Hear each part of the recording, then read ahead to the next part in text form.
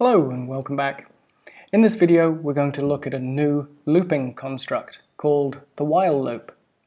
For loops that we've seen already, they iterate over a known sequence, so we know exactly how many elements are going to be visited. Sometimes though, there are situations where we don't know how big the data space is or how long the processing is going to need to continue. And examples would include things like stir until boiling, or keep reading input until the user types quit, or keep refining the answer until it's good enough. So we don't know how much processing and how much data is going to need to be executed. In these situations, we need a different sort of loop, and this is where the while loop fits in. So we have a new keyword in Python, which is while. While some Boolean condition is true, continue executing this statement block. And the loop will come to an end when that condition is no longer true, and then we'll go on with whatever statements follow the while statement. Right, so we'll look at some quick examples of that. But first let's look at a flowchart for this. We're going to simulate a situation in which a population of bacteria is increasing in its growth in size by 21% every minute. And we want to know how many minutes does it take for that population to double from its original size. So a flowchart would look like this. We initialize all of the variables. We then say, is the population less than 2,000? And while it is, assuming we're starting with a population that's 1,000, of course. So we start with a population that's 1,000. We say, is the population less than 2,000? While that's true, we just increment the number of minutes, and we increase the population size by the growth rate, and we go back to the start of the loop and we say, is the population still less than 2,000? And if it is, we increment the number of minutes and we increase the population size, and so on. So we can tell what statements are going to be included within the while loop. We can tell the condition that's going to be used to determine the termination of the while loop. And when we do terminate the while loop, well, we just go on with whatever processing needs to follow. So over here on our left, we have our program that implements that flow.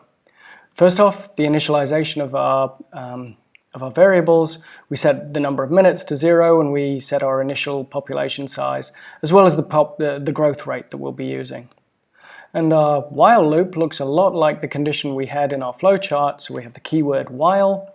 While the population is less than 2,000, we're going to carry on executing the two statements contained within the while block.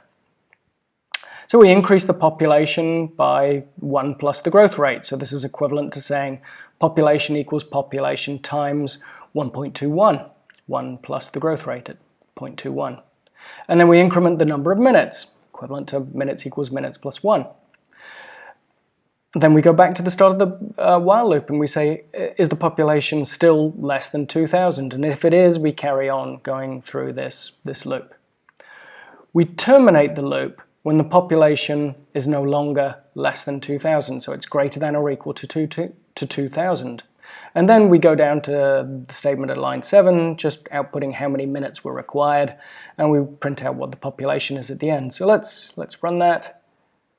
And there we go, 4 minutes were required for this, and the population ended up at 2,143, so quite a bit over 2,000. So it's a pretty simple construct, really, but it does raise some substantial risks, in particular, infinite loops.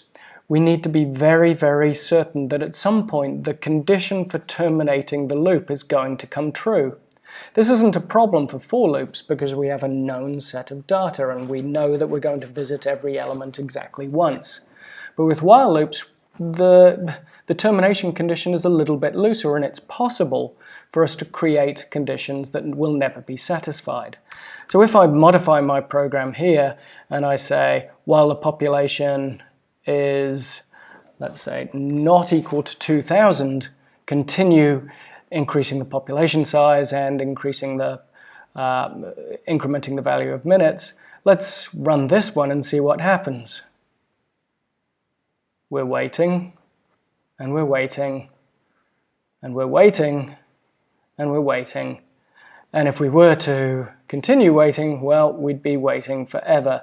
So we need to go to options down here and request restart shell. What's happened here is we've entered what's called an infinite loop.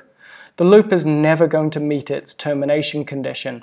So don't panic if this happens again. It's just options, restart shell is the way to force the program to finish. Another thing we can do, which we'll talk about in the next video, is to test our programs in debug mode, and we'll talk more about that in the next video. And a final reminder, if our termination conditions involve the use of floating points, never compare floating points for equality or inequality, because remember, their representation in the computer system is approximate.